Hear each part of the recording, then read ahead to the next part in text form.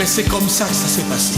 Écoutez, écoutez. C'est l'amour de Jésus suspendu à la croix qui m'a donné la vie et rempli de foi. Y a plus rien chez le méchant pour briser ma joie. C'est l'esprit de Jésus qui m'a mis sur la... Bonjour à toutes et à tous au nom du Seigneur Jésus. Que la grâce de Dieu inonde nos cœurs et que sa parole nous soit accordée au nom de Jésus-Christ. Je salue la Martinique, je salue la Guadeloupe, je salue la Guyane française et bien entendu tous ceux qui nous écoutent ici au studio de KMT par les réseaux sociaux. Que le Seigneur vous accorde sa grâce au nom de Jésus-Christ. Je vais donc le prier, le Dieu Tout-Puissant, pour qu'il m'accorde sagesse et intelligence dans tout ce qu'il me donnera de dire. Père, au nom de Jésus-Christ, je te remercie et je te rends grâce et gloire, mon Dieu, parce que tu m'as donné et tu me donnes encore de parler de toi, des choses qui concernent ta gloire et qui nous concernent, nous. Nous avons besoin, mon Dieu, de ta parole qui est vérité. Et par elle, tu nous donnes, mon Dieu, le chemin à suivre. Mon Dieu, mon Père, que ton bon esprit m'assiste en toutes choses et que, mon Dieu, tous ceux qui écouteront reçoivent de toi. Je te rends grâce et gloire, je te bénis dans le nom puissant de Jésus-Christ, ton Fils. Amen. Dieu soit donc béni. Je ferai lecture dans le livre des Proverbes, le chapitre 1er, et je lirai à partir du verset 7 jusqu'au verset 19. Le livre des Proverbes, le chapitre 1er, du verset 7 jusqu'au verset 19, il est dit ceci: « La crainte de l'Éternel est le commencement de la science. Les insensés méprisent la sagesse et l'instruction. Écoute, mon fils, l'instruction de ton père, et ne rejette pas l'enseignement de ta mère, car c'est une couronne de grâce pour ta tête et une parure pour ton cou. Mon fils, si des pécheurs veulent te séduire, ne te laisse pas gagner. S'ils disent « Viens avec nous », dressons des embûches, versons du sang. Tendons des pièges à celui qui se repose en vain sur son innocence. Engloutissons-les tous, vifs comme le séjour des morts, et tout entier comme ceux qui descendent dans la fosse. Nous trouverons toutes sortes de biens précieux. Nous remplirons de butin nos maisons. Tu auras ta part avec nous. Il n'y aura qu'une bourse pour nous tous. Mon fils, ne te mets pas en chemin avec eux. Détourne ton pied de leur sentier, car leurs pieds courent au mal. Ils ont hâte de répandre le sang. Mais en vain jetons le filet devant les yeux de tous ceux qui ont des ailes. Et eux, c'est contre leur propre sang qu'ils dressent des embûches. C'est à leur âme qu'ils tendent des pièges. Ainsi arrive-t-il à tout homme avide de gain. La cupidité cause la perte de ceux qui s'y livrent. Amen. Voilà ce livre que j'aime particulièrement, le livre des Proverbes. Dans ce livre-là, le livre qu'on appelle aussi le livre de la sagesse, parce que c'est un livre qui met en évidence la sagesse de Dieu, sagesse à laquelle Dieu nous invite parce que notre vie doit être basée, fondée sur la sagesse de Dieu, pour que notre conduite lui soit agréable. C'est pour cela que les 7 premiers chapitres de ce livre s'adressent particulièrement aux jeunes. Parce que ce livre, dans ses 7 premiers chapitres, contient des recommandations paternelles. Lorsque nous considérons le chapitre 1er de ce livre que nous avons lu, mais nous allons lire le verset 1er jusqu'au verset 6, les 6 premiers versets qui disent ceci. Proverbe de Salomon, fils de David, roi d'Israël, pour connaître la sagesse et l'instruction, pour comprendre les paroles de l'intelligence, pour recevoir des leçons de bon sens, de justice, d'équité et de droiture, pour donner aux simples du discernement, aux jeunes hommes de la connaissance et de la réflexion. Que le sage écoute, et il augmentera son savoir. Et celui qui est intelligent acquérera de l'habileté pour saisir le sens d'un proverbe ou d'une énigme, des paroles des sages et de leurs sentences. Au verset 4, il est dit, pour donner aux simples du discernement, aux jeunes hommes, de la connaissance et de la réflexion. Lorsque nous considérons le chapitre 1er, le sage dit, « Écoute, mon fils, l'instruction de ton père. » C'est une recommandation paternelle. Dans ce chapitre 1er, verset 8, « Écoute, mon fils, l'instruction de ton père. » Dans le chapitre 2 également, qui commence ainsi, au verset 1er, « Mon fils, si tu reçois mes paroles et si tu gardes avec toi mes préceptes. » Dans le chapitre 3,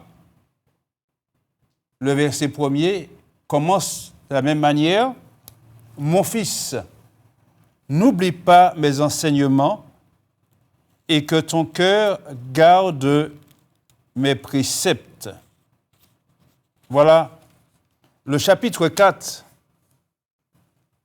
également, où il est dit au verset 1er, « Écoutez mes fils, l'instruction d'un père, et soyez attentifs pour connaître la sagesse. » Dans le chapitre 5, au verset 1er, toujours par cette expression « mon fils », le chapitre 5, verset 1er, « Mon fils, sois attentif à ma sagesse, prête l'oreille à mon intelligence. » Le chapitre 6 également, verset 1er, « Mon fils, si tu as cautionné ton prochain, si tu t'es engagé pour autrui. » Et nous arrivons au chapitre 7. Il est dit également, au verset 1er, « Mon fils, retiens mes paroles et garde avec toi mes préceptes. » Vous voyez, du chapitre 1er jusqu'au chapitre 7, le livre commence ainsi par « mon fils ». Par cette expression « mon fils » revient à chaque fois. Tout cela pour montrer que grande est la responsabilité d'un père à l'égard de son enfant, de son fils ou de ses enfants. Mais la question fondamentale est de se demander comment peut-on transmettre ce qu'on n'a pas ou encore ce qu'on a reçu mais qu'on a négligé. Comment peut-on transmettre des choses qu'on n'a pas? Et si ces choses, on les a reçues, si on les a négligées, on ne peut pas non plus donner. Et c'est là le drame aujourd'hui. Dans le chapitre 4, si nous considérons celui qui parle, eh bien, celui qui parle, il montre son rôle de transmission. Car dans le chapitre 4 du livre des Proverbes, il dit ceci: « Écoutez mes fils, l'instruction d'un père, et soyez attentifs pour connaître la sagesse.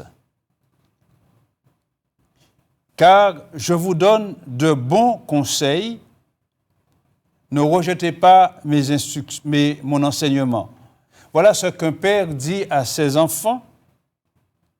Et il dit ceci: « J'étais un fils pour mon père, un fils tendre et unique auprès de ma mère. Il m'instruisait alors et il me disait que ton cœur retienne mes paroles, observe mes préceptes et tu vivras. » Donc c'est un père qui parle à ses enfants, mais qui se rappelle de ce que son propre père lui disait. Et ce père qui parle à ses enfants et qui rappelle à ses enfants ce que son père lui disait, dit ainsi au verset 5, « Acquiert la sagesse, acquiert l'intelligence. N'oublie pas les paroles de ma bouche et ne t'en détourne pas. Ne l'abandonne pas, car elle te gardera. Aime-la et elle te protégera. Voici le commencement de la sagesse. 2 points. Acquiert la sagesse. Et avec tout ce que tu possèdes, acquiert l'intelligence. Exalte-la et elle t'élèvera. Elle fera ta gloire si tu l'embrasses. Elle mettra sur ta tête une couronne de grâce. Elle t'honorera d'un magnifique diadème. Écoute, mon fils, et reçois mes paroles, et les années de ta vie se multiplieront. Je te montre la voie de la sagesse.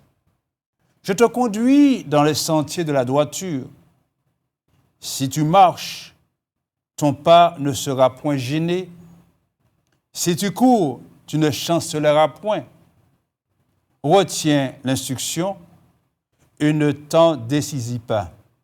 Garde-la, car elle est ta vie. N'entre pas dans le sentier des méchants et ne marche pas dans la voie des hommes mauvais. Évite-la, n'y passe point, détourne-t'en et passe outre. Amen. Voilà ce qu'un père dit à ses enfants que son propre père lui avait dit. C'est là ce rôle de transmission. Mais ce que fait aussi le père qui parle dans le chapitre 1er pour son fils, c'est de se garder des mauvaises fréquentations. Et c'est ce qui aujourd'hui se passe. Pourquoi il y a une telle désolation au sein de notre jeunesse? Tout simplement parce que il y a des fréquentations qui sont mauvaises. On connaît ce dicton qui dit ceci: dis-moi qui tu fréquentes, je te dirai qui tu es. C'est pour cela que dans ce chapitre premier, la recommandation paternelle dit ceci. Il dit: mon fils, si des pécheurs veulent te séduire, on voit bien qu'il y a là, dans les fréquentations, une forme de séduction. Au verset 10 de ce chapitre 1er du livre des Proverbes, il dit: mon fils, si des pécheurs veulent te séduire, ne te laisse pas gagner. S'ils disent: viens avec nous, dressons des embûches, versons du sang, tendons des pièges à celui qui se repose en vain sur son innocence. Engloutissons-les tous, vifs comme le séjour des morts, et tout entiers comme ceux qui descendent dans la fosse. Nous trouverons toutes sortes de biens précieux, nous remplirons de butin nos maisons. Tu auras ta part avec nous. Il n'y aura qu'une bourse pour nous tous. Mon fils, dit le Père, ne te mets pas en chemin avec eux. Détourne ton pied de leur sentier, car leurs pieds courent au mal, et ils ont hâte de répandre le sang. Et voilà ce que dit le Père par la sagesse qui l'anime. Mais en vain jette-t-on le filet devant les yeux de tous ceux qui ont des ailes. Est-ce que l'oiseau voit le piège? Non. L'oiseau ne voit pas le piège, l'oiseau ne sait pas qu'il y a un piège. Et tous ceux qui prennent de mauvais chemins ne savent pas qu'il y a un piège. Ils ne voient pas le piège. Et c'est pour cela que dans sa recommandation, le Père dit: et eux, c'est contre leur propre sang qu'ils dressent des embûches. C'est à leur âme qu'ils tendent des pièges. Ainsi arrive-t-il à tout homme avide de gain. La cupidité cause la perte de ceux qui s'y livrent. Voilà ce qui se passe aujourd'hui au sein d'une jeunesse complètement désœuvrée, aveugle, je dirais même insensée.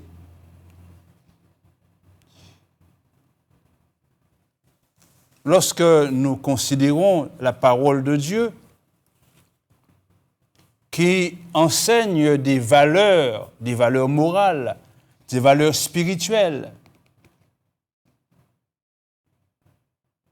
c'est ce manque de transmission des valeurs morales enseignées au travers de la parole de Dieu qui est la plus grande catastrophe de notre temps, de notre société, ce manque de transmission. C'est vraiment une catastrophe. Il ne faut pas aujourd'hui s'étonner du résultat que l'on a aujourd'hui. Et quel est ce résultat? Quels sont ces fruits que la société a récoltés aujourd'hui? L'immoralité, la violence, la corruption, le manque de respect à l'égard des personnes âgées, le manque de respect aux autorités établies par Dieu. Il ne faut pas s'étonner de ce résultat, Et on ne peut pas avoir un autre résultat quand on se moque de Dieu. Et c'est ce qui arrive aujourd'hui. C'est pour cela qu'il est important pour nous de considérer ce travail de transmission. En prenant un exemple dans la parole de Dieu, l'exemple du peuple d'Israël, ce peuple a connu une période de 500 ans où le malheur l'a souvent accablé, visité, à cause justement de ce manque de transmission des choses saintes que Dieu avait données à ses serviteurs, en parlant de Moïse, en parlant de Josué, et des autres serviteurs qui ont accompagné ces deux hommes. Lorsque nous regardons le livre de Josué, le chapitre 24, le livre de Josué, le chapitre 24, à partir du verset 29, il nous a dit ceci: après ces choses, Josué, fils de Nun, serviteur de l'Éternel, mourut âgé de 110 ans. On l'ensevelit dans le territoire qu'il avait eu en partage à Timnath-Sérach, dans la montagne d'Éphraïm, au nord de la montagne de Gaash. Et on nous dit ceci: Israël servit l'Éternel pendant toute la vie de Josué et pendant toute la vie des anciens qui survécurent à Josué et qui connaissaient tout ce que l'Éternel avait fait en faveur d'Israël. Pendant la vie de Josué et pendant la vie des anciens, Israël s'est tenu à servir le Dieu Tout-Puissant. Mais une fois que Josué et les anciens sont morts, on voit qu'il n'y a pas eu de succession de cette transmission. Et lorsque nous regardons dans le livre qui suit, le livre des Juges,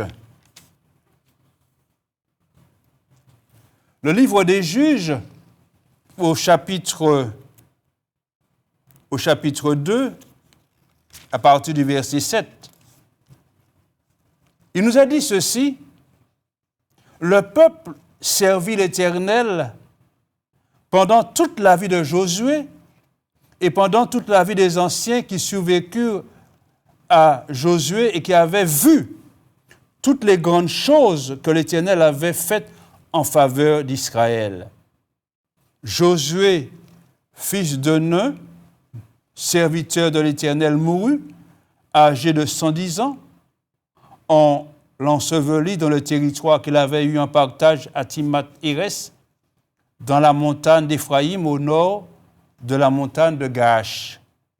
Et on nous dit que toute cette génération, en parlant des anciens, et bien entendu de Josué, toute cette génération fut recueillie auprès de ses pères, et il s'éleva après elle une autre génération qui ne connaissait point l'Éternel, ni ce qu'il avait fait en faveur d'Israël. Les enfants d'Israël firent alors ce qui déplaît à l'Éternel, et ils servirent les Baals. Ils abandonnèrent l'Éternel, le Dieu de leur père, qui les avait fait sortir du pays d'Égypte, et ils allèrent après d'autres dieux d'entre les dieux des peuples qui les entouraient, et ils se prosternèrent devant eux, et ils irritèrent l'Éternel. Ils abandonnèrent l'Éternel, et ils servirent Baal et les Astartés, la colère de l'Éternel s'enflamma contre Israël. Il les livra entre les mains des pillards, qui les pillèrent. Il les vendit entre les mains de leurs ennemis d'alentour, et ils ne purent plus résister à leurs ennemis. Parce que partout où ils allaient, la main de l'Éternel était contre eux pour leur faire du mal, comme l'Éternel l'avait dit, comme l'Éternel leur avait juré, et ils furent ainsi dans une grande détresse. Parce que il n'y a pas eu ce travail de transmission. Et le malheur les a accablés parce qu'ils ont abandonné l'Éternel. Il faut comprendre que la transmission des valeurs de Dieu est d'une importance capitale pour toutes les générations. C'est ce que le psalmiste nous montre dans le psaume 78. Le psaume 78, qui est un psaume d'Asaph. Et Asaph dit dans ce psaume 78, « Mon peuple, écoute mes instructions, prête l'oreille aux paroles de ma bouche. J'ouvre la bouche par des sentences. Je publie la sagesse des temps anciens. Ce que nous avons entendu, ce que nous savons, ce que nos pères nous ont raconté, nous ne le cacherons point à leurs enfants. Nous dirons à la génération future les louanges de l'Éternel et sa puissance et les prodiges qu'il a opérés. Il a établi un témoignage en Jacob. Il a mis une loi en Israël. Il a ordonné à nos pères de l'enseigner à leurs enfants. Il a ordonné à nos pères de l'enseigner à nos enfants pour qu'elle soit connue de la génération future. Voici cette transmission qui doit être faite. Pour qu'elle soit connue de la génération future, des enfants qui naîtraient, et que devenus grands, ils en parlent à leurs enfants, afin qu'ils mettent en Dieu leur confiance, qu'ils n'oublient pas les œuvres de Dieu, et qu'ils observent ses commandements, afin qu'ils ne soient pas comme leur père, une race indocile et rebelle, une race dont le cœur n'était pas ferme et dont l'esprit n'était pas fidèle à Dieu. Il est important de transmettre. Mais comment peut-on transmettre, encore une fois, ce qu'on n'a pas? Et si on a eu, est-ce qu'on a gardé fidèlement ce qu'on a reçu pour le transmettre aussi fidèlement à ceux qui viennent, pour qu'à leur tour, devenus grands et ayant des enfants, ils transmettent ce qu'ils ont reçu de la part de leur père, de leur grand-père. Et voilà ce qui arrive aujourd'hui. Il faut comprendre qu'à une certaine époque, et dans certains pays, la prière et la lecture de la Bible faisaient partie du système éducatif scolaire. Et aujourd'hui, à quelques rares exceptions, ces choses ne sont plus. On a mis la parole de Dieu de côté pour s'attacher à des choses de néant, des choses qui ne mènent qu'au néant et à la destruction. Mais comment peut-on être étonné dans notre temps des choses qui arrivent? Le roi David a fait ce travail de transmission. Dans le psaume 34, voilà ce qui est dit le concernant. David disait ceci dans ce psaume 34, à partir du verset 12. Il disait ceci: « Venez, mes fils, écoutez-moi. Je vous enseignerai la crainte de l'Éternel. » La crainte de l'Éternel, ce n'est pas une peur maladive, mais la crainte de l'Éternel, c'est le respect de la personne de Dieu, le respect de sa parole, le respect de ses commandements. Et David dit à ses fils: « Venez, écoutez-moi, je vous enseignerai la crainte de l'Éternel. » Et il dit: « Quel est l'homme qui aime la vie, qui désire la prolonger pour jouir du bonheur. » Beaucoup de jeunes sont frappés en plein âge, dans la fleur de l'âge. Des jeunes qui meurent à 20 ans, 30 ans. Est-ce un âge pour mourir? Non. Non, non, non. Ce n'est pas aux parents d'enterrer leurs enfants. C'est le contraire.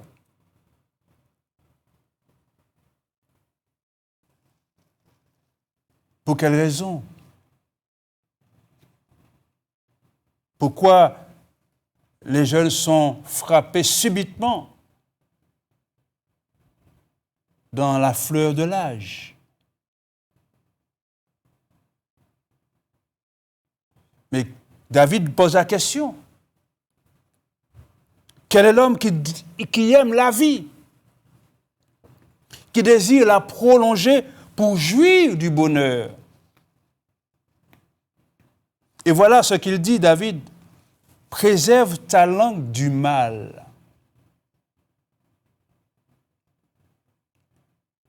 Beaucoup ne savent pas que les paroles, ce sont des semences. Et une semence porte du fruit.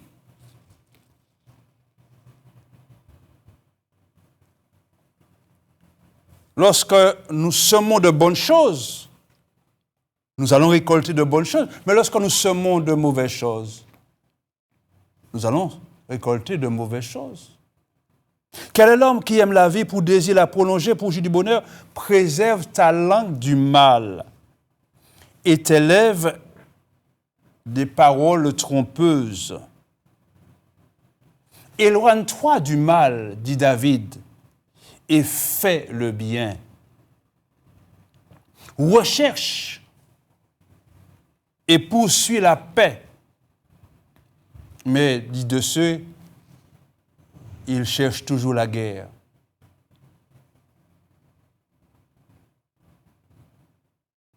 Les yeux de l'Éternel sont sur les justes, et ses oreilles sont attentives à leurs cris. L'Éternel tourne sa face contre les méchants pour retrancher de la terre leurs souvenirs. Quand le juste crie, l'Éternel entend, et il les délivre de toute leur détresse. L'Éternel est près de ceux qui ont le cœur brisé, et il sauve ceux qui ont l'esprit dans l'abattement. David a donné des conseils judicieux à ses enfants, parce que lui-même a vécu avec le Dieu Tout-Puissant. C'est vrai qu'il n'a pas été un homme parfait. Il a fait des erreurs. Cela lui a coûté cher. Mais il a tout de même reçu le témoignage de Dieu. Voilà un homme qui est selon mon cœur. Il accomplira toutes mes volontés. Non seulement ce témoignage est dans l'Ancien Testament, mais il est aussi dans le Nouveau Testament en rappel.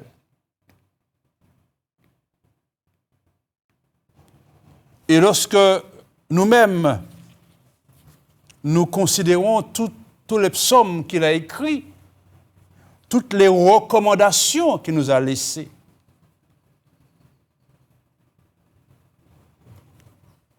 aujourd'hui, pour beaucoup de parents, les choses sont difficiles, extrêmement difficiles. Mais Dieu peut changer le mal en bien. Il peut le faire.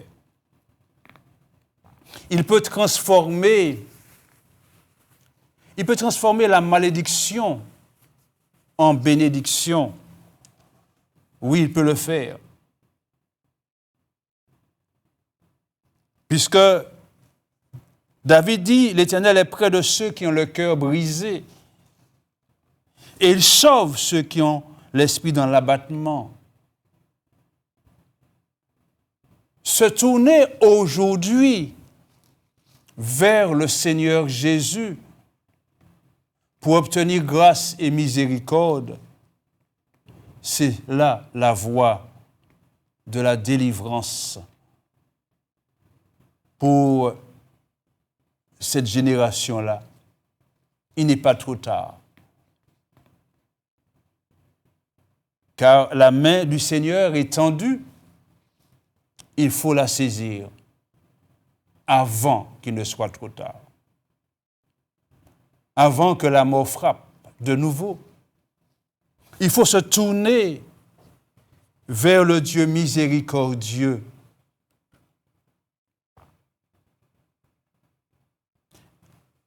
Le prophète Ésaïe dit dans son livre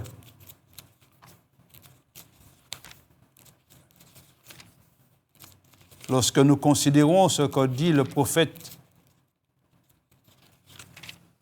dans le chapitre 53,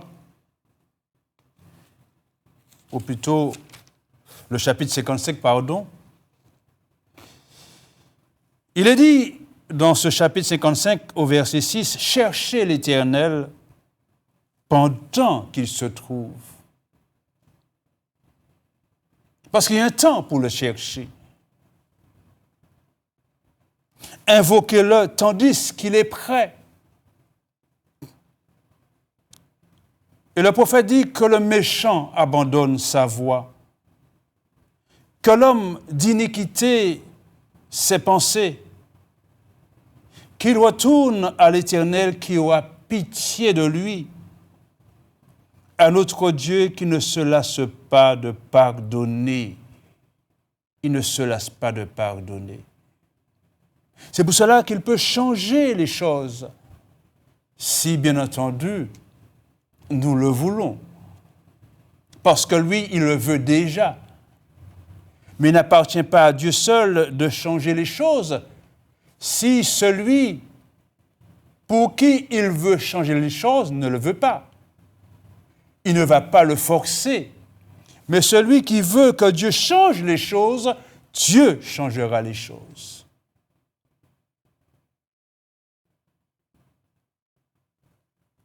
Par conséquent, chacun a la possibilité de voir la main de Dieu à l'œuvre dans sa vie, aussi bien les parents que les jeunes. Il est temps de changer de voie, il est temps de changer de conduite, il est temps de prendre Dieu au sérieux. Que Dieu donc soit béni parce que je crois que le Seigneur n'attend que vous pour que justement sa gloire se manifeste. Que son nom donc soit béni et que son nom donc soit glorifié au nom du Seigneur Jésus. Amen.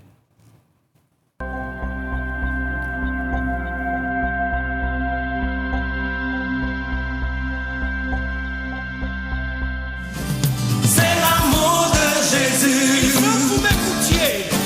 C'est l'amour de Jésus. Qui m'a sauvé la vie. C'est l'amour de Jésus. Qui m'a transformé. C'est l'amour de Jésus. Mais c'est l'amour de Jésus.